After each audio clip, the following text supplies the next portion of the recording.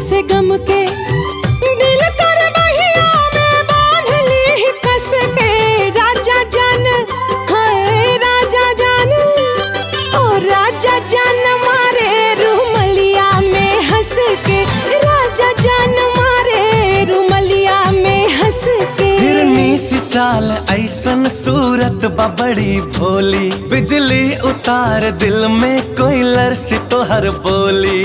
जार दिल जियरा नगिन जैसे डस के गोरी जान, गोरी जान, गोरी जान मारे घूंघटवा में हंस के, गोरी जान मारे घूंघटवा में हंस के।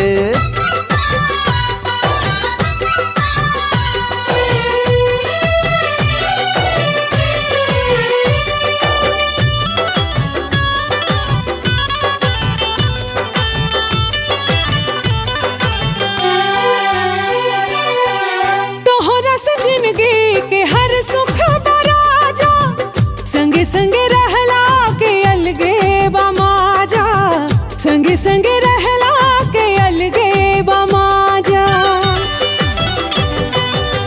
तोहके रखब रानी पलकन के छैया, नाहे झुराए देव प्रीत के पतैया। सींच देव बदरा के जैसे बरस के गोरी जान, हाँ गोरी जान, गोरी जान मारे घूंघटवा में हंस के, राजा जान मारे रुमलिया में हंस के।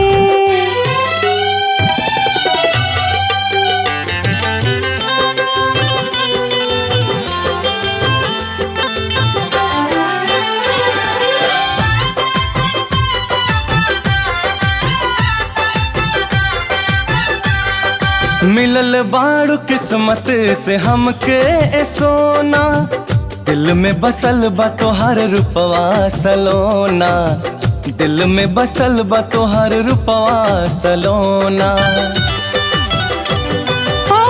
बड़का जादूगर तू बड़ा सवरिया, दिलवा चुरावला मिला के नजरिया।